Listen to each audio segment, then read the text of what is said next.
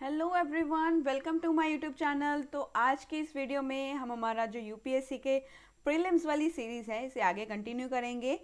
आज हम 2021 के जो हमारे क्वेश्चंस हैं यहाँ से हम स्टार्ट करने वाले हैं। एंशियंट हिस्ट्री के क्वेश्चंस को देखेंगे और सबसे पहले मैं आपको यहाँ पर दोबारा से एक बार रिमाइंड करवा देती हूँ। वैसे मैंने अपनी सभी लेक्चर्स में एक ही बात रिपीट की है कि अपने साथ अपने PYQs को लेकर बैठिएगा। The aspirants which belong to Hindi medium, जो हिंदी मीडियम के एस्पिरेंट्स हैं उनसे तो मैं हार्टली रिक्वेस्ट कर सकती हूँ कि आप अपने साथ अपने हिंदी मीडियम के जो क्वेश्चंस हैं 2021 के एंशियंट हिस्ट्री के, आप उन्हें साथ में लेकर के बैठिएगा ताकि आपको जब PYQs आप देखो तो आपको जो है समझ में आ जाए, आपको चीज़ें अच्छे से क्लियर हो जाए वहाँ पे। क्योंकि यहाँ पे क्वेश्चंस होंगे वो सभी आपको इंग्लिश में मिलेंगे, लेकिन जो हम आपके पास क्वेश्चन पेपर अवेलेबल होगा उसमें आपको हिंदी की भी वहाँ पर ट्रांसलेशन दिखेगा। तो यहाँ पर मैं आपको समझाऊंगी हिंदी में and questions will be available in English language. वो होंगे इंग्लिश में, मैं आपको इंग्लिश और हिंदी दोनों लैंग्वेजेस मिक्स करके यहाँ पर आपको क्वेश्चंस एक्सप्लेन करूँगी।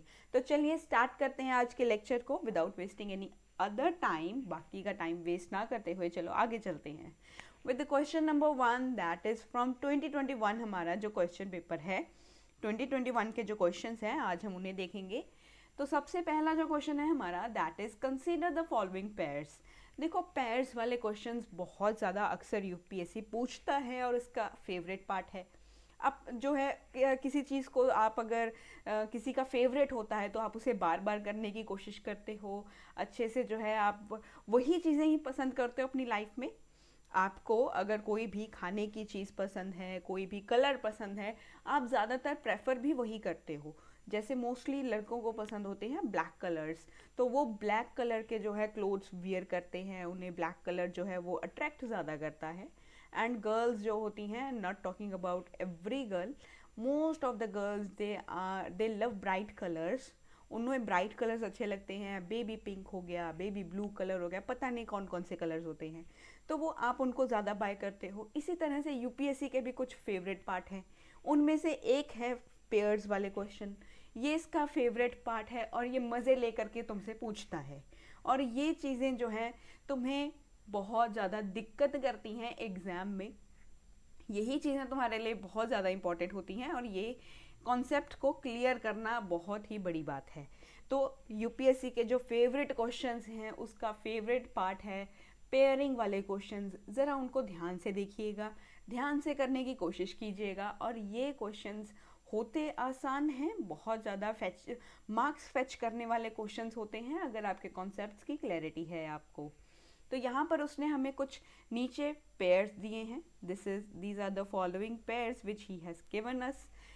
तो सबसे पहला यहाँ पर आपको दिए हैं कुछ हिस्टोरिकल प्लेसेस। यहाँ पर हिस्टोरिकल प्लेसेस के नाम हैं और उनमें पूछा गया है ये किस चीज़ के लिए जाने जाते हैं।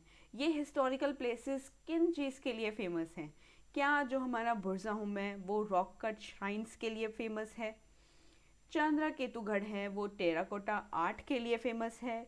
गणेश्वर हमारा कॉपर आर्टिफैक्ट्स के लिए फेमस है।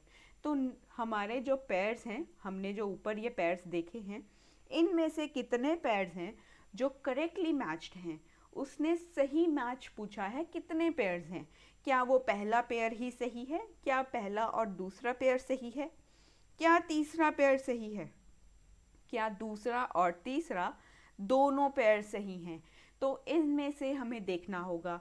तो क्या हमने बुरज़ाहोम के बारे में हमारे हड़प्पन कल्चर्स में पढ़ा है? जी ज़रूर पढ़ा है। बुरज़ाहोम हमने पढ़ा है। बुरज़ाहोम क्या रॉक कट श्राइन्स में पढ़ा था? क्या हड़प्पन कल्चर में रॉक कट श्राइन्स प्रेजेंट थे? अरे ये तो थे ही नहीं। अभी हमारा जो ऑप्शन 1 है ये तो रॉन्ग हो जाता है। तो ऑप्शन 1 रॉक कट श्राइन्स के लिए तो नहीं था। यहाँ पर बुरज़ाहोम में हमने कभी नहीं देखा कि रॉक कट श्राइन्स प्रेजेंट थी। This is the site which is present in are Harappan culture. ये हड़प्पन कल्चर से क्वेश्चन आया था। तो बुरज़ाहोम एंशिएंट साइट था, बुरज़ाहोम में रॉक कट श्राइन्स प्रेजेंट ही नहीं थे। तो यहाँ पर नंबर 1 जो है हमारा, दिस इज रॉन्ग। क्या ये रॉन्ग हो जाता है? ये रॉन्ग हो जाता है, दिस वी नो, ये हमें पता है, ऑलरेडी पता है। तो क्या ऑप्शन 1 जो है यहाँ पर रॉन्ग हो गया? अगर 1 ऑप्शन यहाँ पर गलत है तो ये भी यहाँ पर हमारे पास जो है एलिमिनेट हो जाएगा। ए और बी ऑप्शन हमारे पास एलिमिनेट हो गए। क्या ऑप्शन सी जो है सिर्फ थर्ड वाला पेयर, क्या ये सही है या डी वाला सही है, 2 एंड 3? तो अभी इन्हें देखते हैं। तो एक बार यहाँ पर आपको मैं एक्सप्लेनेशन दिखा देती हूँ कि दिस इज द एक्सप्लेनेशन। तो फर्स्ट पेयर तो हमने कहा था कि ये इनकरेक्ट ही है। तो बुर्जा होम जो है this is well developed bone tool industry. तो यहाँ पर बोन टूल इंडस्ट्री थी, तो ये हमने यहाँ पर पढ़ा था हमारे बुर्जा होम के बारे में। जो बोन्स हमें मिली थी, जो बोन्स का हमने स्ट्रक्चर देखा था, वो हमने यहाँ पर पढ़ा था। लेकिन बुर्जा होम में जो है पिट्स हुआ करते थे, ये भी हमने देखा था। जो बुर्जा होम था यहाँ पर हमें पिट्स ज़रूर मिले थे, ये भी हमने एक यहाँ पर डिस्कशन किया था। लेकिन अगर हम यहाँ पर रॉक कट श्राइन्स का बात करें तो रॉक कट श्राइन जो है वो बुर्जा होम का फीचर ही नहीं है। रॉक कट श्राइन्स इसका फीचर है ही नहीं। तो how we can say that Burzahom is famous for rock cut shrines? ये उसके लिए फेमस ही नहीं है, तो पहला ऑप्शन गलत हो जाता है। चंद्रकेतुगढ़ जो है हमारा, ये कहता है ये करेक्ट है। How it is correct? क्योंकि यहाँ पर हमें एक फेमस टेराकोटा आर्ट मिलता है और this is asked in our question कि Chandraketugarh is well known for terracotta shrine. बिल्कुल सही बात है, ये टेराकोटा श्राइन्स के लिए ही बिल्कुल ही फेमस था। ये चंद्रकेतुगढ़ टेराकोटा आर्ट के लिए फेमस था। अभी जो हमारा चंद्रकेतुगढ़ है, इसकी लोकेशन जो है it is in the Ganges delta in West Bengal. West Bengal में है ये हमारा जो गंगा डेल्टा है, गंगा डेल्टा के पास इसकी लोकेशन हमें दिखाई देती है, which is in West Bengal. ये वेस्ट बंगाल में है। और ये जो कनेक्टेड है हमारा Chandraketugarh, it is connected to the Ganga by the Vidyadhari river. जो हमारी विद्याधारी रिवर है ये उससे कनेक्टेड है, connected to Ganga by Vidyadhari river. Vidyadhari river के द्वारा ये गंगा के साथ कनेक्टेड है, जो कि एक फ्लरिशिंग ट्रेड सेंटर बनाता है, जो कि एक बहुत ही अच्छा ट्रेड सेंटर बनाता है। यहाँ से ट्रेडिंग करना ज़्यादा इजी रहता था। तो गणेश्वर में उसने पूछा है कि क्या गणेश्वर कॉपर आर्टिफैक्ट्स के लिए फेमस है? तो यहाँ पर अगर हम डायरेक्टली भी यहाँ पर एक बार देखें कि सेकंड ऑप्शन अगर सही है तो हमने इन दोनों को तो पहले ही एलिमिनेट कर दिया, इनको तो हमने ऑलरेडी एलिमिनेट कर दिया। तो अभी हमारे पास सेकेंड ऑप्शन सही है। सेकेंड ऑप्शन किस में सही है? डी में सही है। तो हमारा ऑप्शन आता है D. D is the correct answer. तो यहाँ पर हमारा डायरेक्ट आंसर एक निकल कर आ जाता है। अगर आपको एक भी साइट पता है या 2 साइट्स आपको पता है, then that is very favourable to you people. वो आपके फेवर में काम करेगा वहाँ पे। तो इस तरीके से एलिमिनेशन मेथड की हेल्प से मैंने ये क्वेश्चन को भी यहाँ पर हमने सॉल्व किया। तो आगे जब हम गणेश्वर के बारे में देखें तो गणेश्वर का जो साइट है it is located in the north east part of Rajasthan. Rajasthan का जो नॉर्थ ईस्ट वाला पार्ट है हमें वहाँ पर ये दिखाई देता है। तो ये नॉर्थ ईस्टर्न पार्ट में है राजस्थान के। तो यहाँ पर हमें बहुत सारे 100 ऑफ कॉपर आर्टिफैक्ट्स मिले हैं। Yes, this site is famous for copper artefacts, क्योंकि यहाँ से हमें लगभग बहुत सारे कॉपर आर्टिफैक्ट्स मिले हैं इस जगह से, जो हमें बताते हैं कि यहाँ पर कॉपर वर्किंग सेंटर्स हुआ करते थे। कोई टाइम था कि यहाँ पर कॉपर वर्किंग जो सेंटर्स थे they were present here in this site. इस साइट में ये प्रेजेंट थे। तो ये हमने यहाँ पर हमारा फर्स्ट क्वेश्चन जो है इसे सॉल्व कर लिया है। तो चलिए नेक्स्ट क्वेश्चन की ओर चलते हैं। दैट इज़ 2021 का ही नेक्स्ट क्वेश्चन है। Which one of the following ancient town, नीचे दिए गए में से कितने, हमारे जो कुछ नीचे एंशिएंट टाउन्स हमें दिए हैं वो बताने हैं। उनमें से बताना है कि वेल नोन कौन सा सबसे ज़्यादा जाना जाता है अपने एक elaborate system of water harvesting के लिए। वाटर हार्वेस्टिंग के लिए कौन सा यहाँ पर साइट जो है, कौन सा एंशिएंट टाउन जो है वो उसके लिए जाना जाता है। वाटर हार्वेस्टिंग के साथ साथ वो वाटर की मैनेजमेंट भी करता हो, मैनेजमेंट भी वहाँ की बहुत अच्छी हो, उसके बारे में भी वो जानता हो। By building a series of dam, और यहाँ पर बहुत सारे डैम्स जो है कंस्ट्रक्ट हुए हैं। एंड चैनल्स बने हैं, वाटर चैनल्स यहाँ पर बने हुए हैं विच आर कनेक्टेड रिजर्वॉयर्स। इन्हें जो है कनेक्टेड रिजर्वॉयर्स यहाँ पर प्रेजेंट थे। तो वो कौन सा, सबसे बड़ी बात तो यहाँ पर आप एक वर्ड को नोट कीजिए, वो है हमारा वाटर हार्वेस्टिंग एंड मैनेजमेंट। तो इस सिस्टम के लिए कौन सा एंशियंट टाउन हमने बात की थी कि फेमस था, ये हमने बात हमारे हड़प्पन कल्चर में भी किया था। बड़ा ही famous Indus valley civilisation culture है, ये बहुत ही फेमस है। कौन सा है ये, ऑप्शन हमारे पास नीचे दिए हुए हैं, धोलावीरा है, कालीबंगन है, राखीगढ़ी है या रोपड़ वाली साइट है। तो ये कुछ एंशियंट टाउन्स के नाम यहाँ पर दे दिए हैं। तो अब वो पूछ रहा है भी इनमें से कौन सा ऐसा टाउन है जो अपने वाटर हार्वेस्टिंग और मैनेजमेंट के लिए जाना जाता था। तो यहाँ पर डायरेक्टली अगर हम बात पहले भी कर चुके हैं, अगर डायरेक्टली देखा भी जाए then that is the Dholavira. Dholavira में जो है यहाँ पर हमारे पास water harvesting and management system जो था दैट वाज प्रेजेंट हियर। तो धौलावीरा यहाँ पर हमारा करेक्ट आंसर आ जाता है। एक बार इसकी एक्सप्लेनेशन को भी देखेंगे। तो धौलावीरा की यहाँ पर डिस्कवरी जो हुई थी, इट वाज डिस्कवर्ड इन 1968। 1968 में इसकी डिस्कवरी हुई थी। एक हमारे आर्कियोलॉजिस्ट हैं जिनका नाम है जगतपति जोशी। इन्होंने इस साइट को जो है एक्सकावेट किया था, इसकी डिस्कवरी की थी। एंड यहाँ पर देखा जाए तो ये मोहनजोदड़ो, जो मोहनजोदड़ो है, हमारा घनवेरी वाला है, हड़प्पा है, जो हमारा ये सब पाकिस्तान में है, ये पाकिस्तान में है। राखीगढ़ी जो है हमारा ये हरियाणा में है। और धौलावीरा ये हमारी 5th लार्जेस्ट मेट्रोपोलिस है। इंडस वैली सिविलाइजेशन में ये 5th लार्जेस्ट साइट है हमारी। तो जो सिटी है हमारी धौलावीरा की जो सिटी है, यहाँ पर बहुत ही यूनिक सिस्टम, बहुत ही इम्प्रेसिव और यूनिक सिस्टम का water harvesting and management system यहाँ पर प्रेजेंट था। The run's water level have been greater in proto-history times and they are now enabling boats to travel from the shore all the way up to the sites. और जो हमारे Manohar and मनसार थे, these two streams border the Dholavira site, ये इसके border थे हमारे Dholavira site के। And to direct their water into reservoir, dams had to be constructed. तो यहाँ पर रिजर्वॉयर्स में अपने वाटर्स को जो है डायरेक्टली वाटर्स को रिजर्वॉयर में डालने के लिए, रिजर्वॉयर्स में डालने के लिए यहाँ पर इन्होंने डैम्स भी कंस्ट्रक्ट करवाए थे। और सबसे बड़ी बात, जब भी water harvesting and management system आ जाए तो वो ऑब्वियस सी बात है, वो धौलावीरा की ही बात हो रही थी। धौलावीरा ही एक ऐसी पहली साइट थी जहाँ पर वाटर हार्वेस्टिंग और मैनेजमेंट सिस्टम जो है हमें देखने को मिला था in the Indus valley civilisation के टाइम पर। इंडस वैली सिविलाइजेशन के कल्चर में अगर किसी ने अच्छे से water harvesting and management system को एलेबोरेट किया है then that is our Dholavira. Dholavira ही है। Dholavira is present in Gujarat. ये गुजरात में हमें यहाँ पर देखने को मिलता है। तो बाकी के ऑप्शंस को भी एक बार देखना यहाँ पर बनता ही है।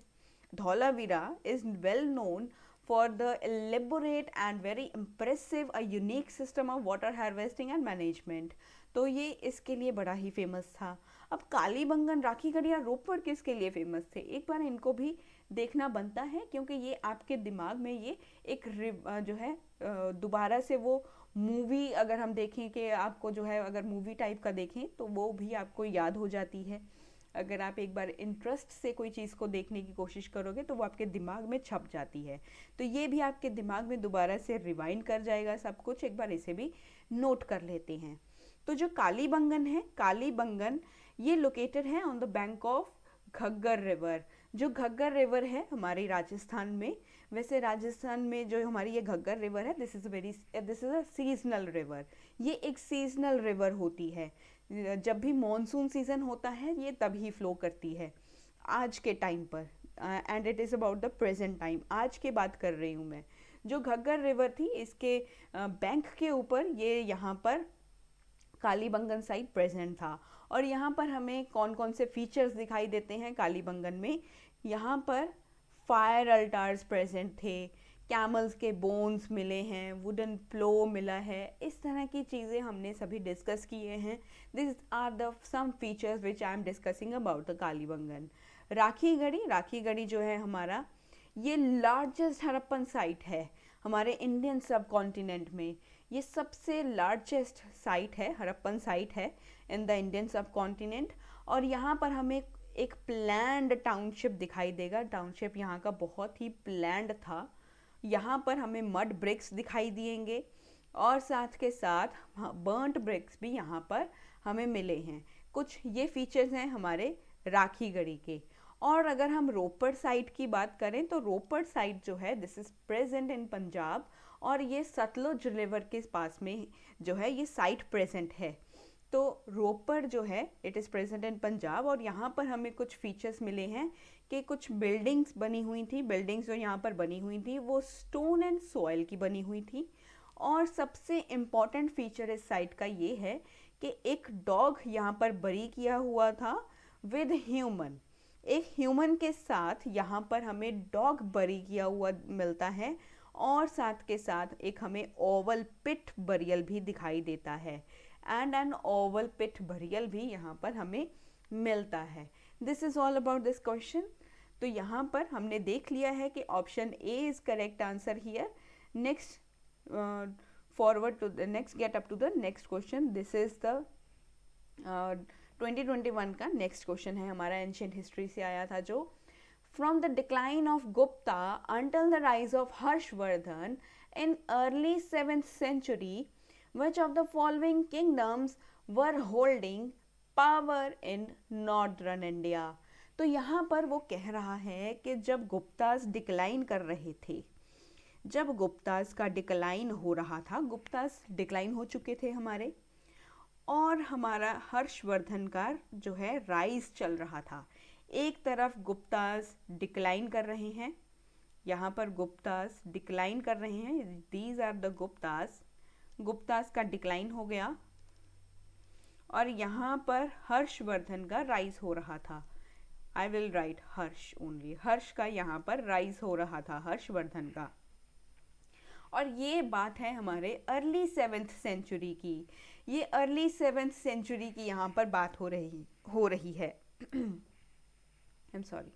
तो नीचे हमें कुछ किंगडम्स के नाम दिए हैं, नीचे हमें कुछ किंगडम्स के नाम दिए हैं जो नॉर्थ इंडिया में उस वक्त इस पीरियड के दौरान के गुप्तास का यहाँ पर, I will draw a timeline here, यहाँ पर गुप्तास डिक्लाइन हो रहे थे, गुप्तास का यहाँ डिक्लाइन हो गया, यहाँ से राइज हो रहा है ऑफ हर्ष का, यहाँ पर राइज हो रहा है हर्ष का। तो ये यहाँ पर डिक्लाइन हो रहे थे, ये यहाँ से राइज कर रहा था। इसके बीच का ये जो टाइम है हमारा, यहाँ पर कौन सी पावर्स थी, कौन से किंगडम्स थे जिन्होंने अपनी पावर को यहाँ पर होल्ड करके रखा था in the northern India. North India में कौन कौन से पावर्स थी जो यहाँ पर हमें दिखाई दे रही थी, वो कौन से किंगडम्स थे? क्या वो गुप्तास थे मगधा के? क्या वो परमारास थे मालवा के? क्या वो पुष्यभूतिस थे थानेश्वर के? क्या वो मखौरीस थे कन्नौज के? क्या वो यादव थे देवगिरी के?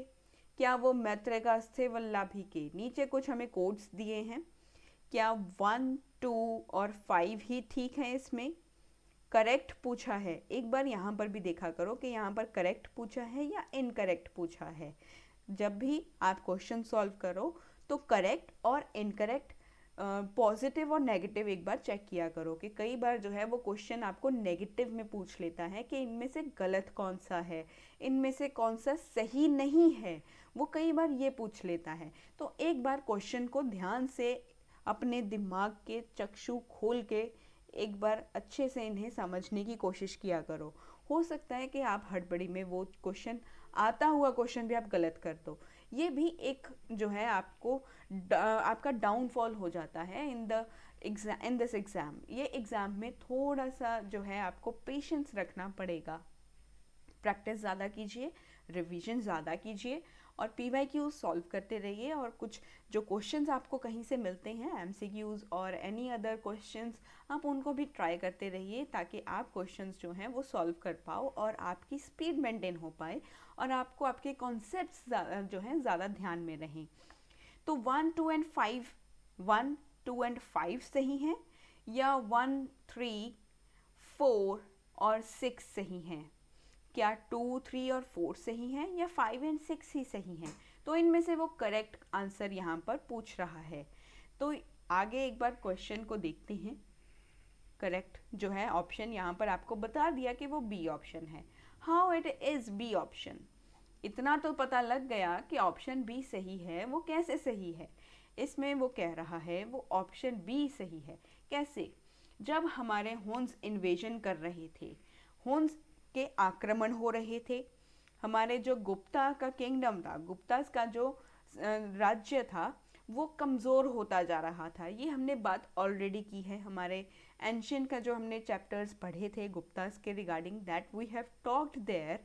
यहाँ पर हमने बात ऑलरेडी कर चुके हैं कि जब हमारे हुन जो थे, हुन्स के आक्रमण हो रहे थे, गुप्तास जो थे हमारे यहाँ पर कमज़ोर होते जा रहे थे और यहाँ पर वीकनेस भी हो रहा था हमारे इनके पावर का यहाँ पर ये कमज़ोर होते जा रहे थे और बहुत सारे सेवरल इंडिपेंडेंट किंगडम्स वो यहाँ पर उभरते हुए हमें दिखाई दे रहे थे। नॉर्थ इंडिया में जो हमारे इंडिपेंडेंट किंगडम्स थे, जो हमारे छोटे छोटे किंगडम्स हुआ करते थे, उनका आगमन दिखाई दे रहा था। उनमें से कुछ थे हमारे जैसे मखौरीज प्रेजेंट थे, मैत्रिकास थे, यशोधर्मन थे। ये कुछ यहाँ पर मैंने आपको मेंशन किए हैं। The some independent kingdoms which were rising in northern India, जो नॉर्थ इंडिया में राइज कर रहे थे with the weakening power of the Guptas, Gupta के वीक होने के बाद जो यहाँ पर राइज कर रहे थे। तो मखौरीज ऑफ कन्नौज थे, मैत्रिकास थे सौराष्ट्र के। और आगे अगर हम देखें ड्यूरिंग दैट टाइम जो गुप्ता एम्पायर था वो रिस्ट्रिक्ट हो चुका था, वो एक ही जगह पर सिमट कर रह गया, वो मगधा में ही सिमट के रह गया।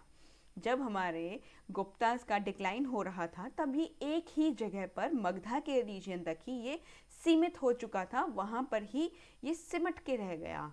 तो आगे अगर हम देखें जो पुष्यभूति थे थनेश्वर के, ये थनेश्वर हमारे हरियाणा को कहा जाता है कि वहाँ पर प्रेजेंट थे, आज का जो प्रेजेंट हरियाणा है। Also carved an independent state around that time, तो यहाँ पर इन्होंने भी अपनी इंडिपेंडेंसी डिक्लेयर कर दी थी। तो यहाँ पर पुष्यभूतिज ऑफ थानेश्वर, मखौरीज ऑफ कन्नौज, मैत्रिकास, तो ये जो थे यहाँ पर हमें कुछ किंगडम्स जो थे वो दिखाई दे रहे थे। तो इन्होंने अपनी इंडिपेंडेंसी डिक्लेयर की and they arose as the rising power in the northern India. तो आगे अगर हम देखें जब 10th सेंचुरी CE की बात होती है, जब 10th सेंचुरी आता है, 10th सेंचुरी के दौरान क्या होता है, तोमर्स होते हैं, दिल्ली के तोमर्स आते हैं, चौहान्स आते हैं राजस्थान के, सोलंकीज हमें दिखाई देते हैं गुजरात के, परमराज आते हैं मालवा के, चंदेलाज आते हैं बुंदेलखंड के। ये अपना राज्य जो है स्थापित करने की कोशिश करते हैं, ये अपना रूल जो है यहाँ पर स्टार्ट करते हैं 10th सेंचुरी के अराउंड। जब हमारी 14th सेंचुरी आती है, जब 14th सेंचुरी आती है तब हमारे यादव्स आते हैं देवगिरी के, ये महाराष्ट्र में आते हैं, यादव्स आते हैं देवगिरी के महाराष्ट्र में। ये एक सबसे इम्पॉर्टेंट रूलिंग डायनेसिटी बन जाती है हमारे डेक्कन की, ये डेक्कन की एक रूलिंग डायनेसिटी बन जाती है। तो यहाँ पर हम देखेंगे जो परमराज हैं ये आते हैं हमारे 10th सेंचुरी के अराउंड, ये तो 10th सेंचुरी के अराउंड आ रहे थे, और यादव्स हमारे आ रहे थे 14th सेंचुरी के अराउंड, ये 14th सेंचुरी के अराउंड आ रहे थे। तो अभी हमारे पास कौन से ऑप्शंस बच जाते हैं? Then we have only Guptas of Magadha, Pushyabhutis of Thaneshwar, Maukharis of Kannauj, Maitrakas of Vallabhi. तो हमारे पास सेकंड एंड फिफ्थ ऑप्शन जो है यहाँ पर एलिमिनेट हो जाते हैं अगर आपके कॉन्सेप्चुअल्स की क्लैरिटी है एंड यू नो कि कौन सी डायनेसिटी कब आ रही है, किस सेंचुरी में आ रही है। जब आपकी ये चीज़ें क्लियर हो जाएं and this will be cleared if you revise the thing again and again. अगर आप इन चीज़ों को रिवाइज करोगे तभी आपको ये चीज़ें याद रहेंगी, मेमोराइज रहेंगी। तो आपको क्या करना है, रिवीजन करना है। तो इस तरीके से आप इनको क्वेश्चंस को सॉल्व कर सकते हो। एंड 2 and 5 को जो है ऑप्शंस हमारे पास 2 and 5 किंगडम्स जो थे, परमराज और यादवास जो थे, they got eliminated here and we got the option B as the correct answer.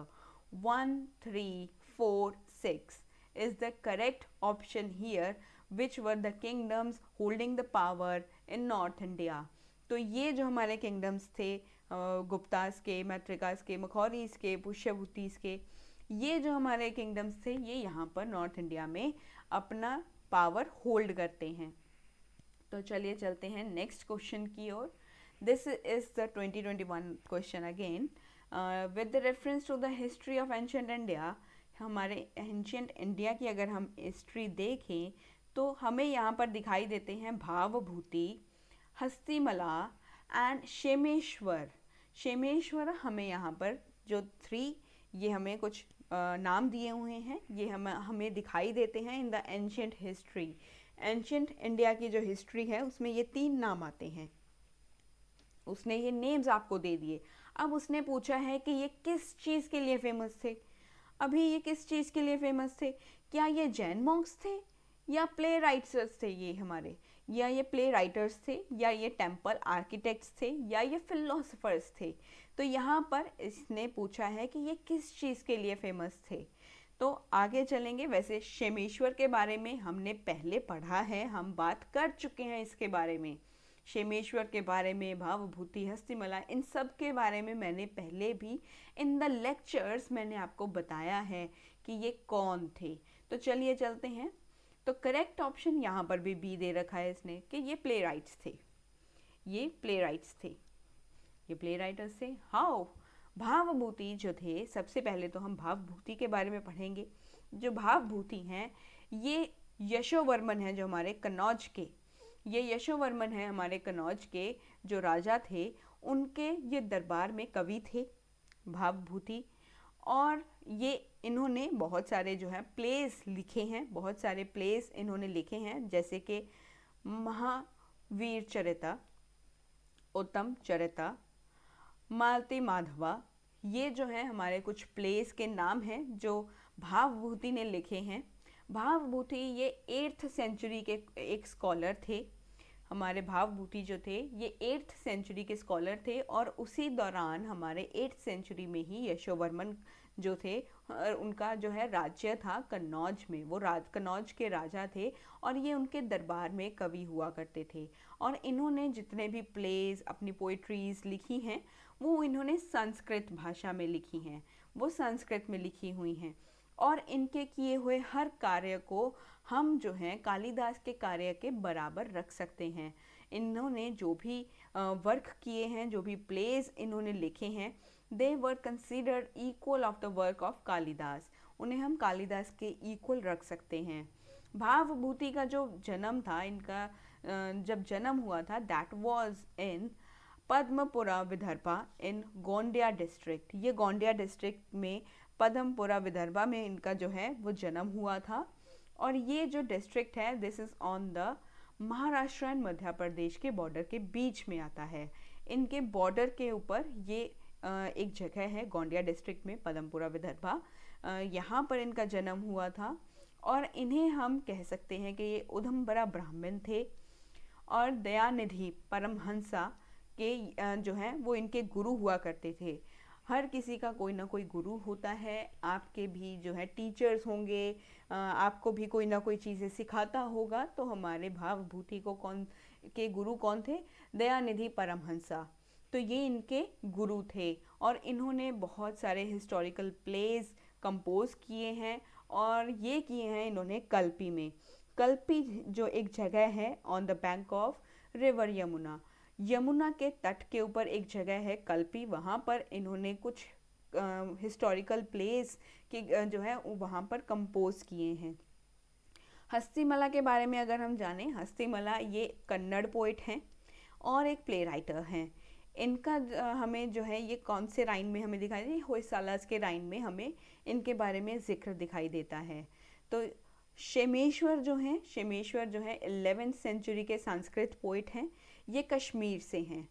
तो ये कश्मीर के 11th सेंचुरी के संस्कृत पोइट हैं और इन्होंने कुछ पोइटिक वर्क्स जो इन्होंने किए हैं और इनका जो कंट्रीब्यूशन रहा है संस्कृत पोइट्री की डेवलपमेंट में, वो इनके लिए जाने जाते हैं. और इम्पॉर्टेंट वर्क्स जो इन्होंने किए हैं that is the Dashavatara Charita. Dashavatara Charita एक इम्पॉर्टेंट वर्क था which is attributed to him, जो इनका एक एट्रीब्यूशन इनको हम दे सकते हैं, this is the Dashavatara Charita. Playwrights, यहाँ पर अगर हम देखें प्ले राइट्स क्या होते हैं, प्ले राइट्स जो होते हैं वो स्क्रिप्ट्स लिखते हैं। प्ले राइटर्स जो होते हैं ये स्क्रिप्ट्स लिखते हैं प्लेस के लिए, जो भी ड्रामास नाटक जो भी प्ले किए जाते हैं उनके लिए ये स्क्रिप्ट लिखते हैं और वो प्लेस को दिखाया जाता है, उन्हें एनेक्ट किया जाता है ऑन अ स्टेज, एक स्टेज के ऊपर उन्हें जो है वो दिखाया जाता है। तो प्ले राइट्स हमने देखा है, जैसे कि अगर हम सिंपल लैंग्वेज में आपको समझाऊं तो आपने मूवीज़ देखी हैं, मूवीज़ में जो एक्टर्स एक्टिंग करते हैं, जो डायलॉग्स डिलीवर करते हैं, डायलॉग्स देखे होंगे ना, वो डिलीवर करते हैं, वो डायलॉग्स कौन लिखता है, वो राइटर ही लिखता है, वो राइटर लिखता है, वो स्क्रिप्ट उनको दी जाती है और वो स्क्रिप्ट को वो मेमोराइज करते हैं और उन्हें जो है वो रिप्रेजेंट करते हैं in front of the cameras, उन्हें कैमराज के आगे वो जो है वो प्ले करते हैं। And this is the all which we have seen in Bollywood movies और any other movies। आपने अगर कोई भी मूवी देखते हो किसी भी चाहे वो बॉलीवुड है या वो हॉलीवुड मूवीज़ हैं, आप वहाँ पर भी देखो तो वो स्क्रिप्ट ही दी जाती है, एक एक्टर को स्क्रिप्ट देते हैं, वो एक्टर जो है वो स्क्रिप्ट को मेमोराइज करके आपके सामने जो है वो एक्टिंग कर रहा होता है। That is why the person is recalled as an actor, वो उसे एक्टर भी तभी कहा जाएगा ना अगर वो एक्टिंग करेगा। ये सब चीज़ें हमें इन जो ITV की हमारी जो इंडस्ट्री है जहाँ पर सीरियल्स आते हैं, इंडियन सीरियल्स, वहाँ पर भी यही सेम चीज़ें फॉलो की जाती हैं। And this is about today's question. तो नेक्स्ट लेक्चर में मिलेंगे विद द नेक्स्ट क्वेश्चंस, तब तक के लिए आप बने रहिए मेरे साथ एंशिएंट हिस्ट्री के PYQs की सीरीज़ में। अगर आज की ये वीडियो आपको अच्छी लगी हो तो इसे शेयर ज़रूर करना, do subscribe the channel. Thank you so much for the love and support which you show towards my channel and thank you so much once again. Keep studying, keep motivated और साथ के साथ please अपने PYQs को भी revise करते रहिएगा, उन्हें सॉल्व कीजिएगा and try to revise your syllabus. Thank you so much.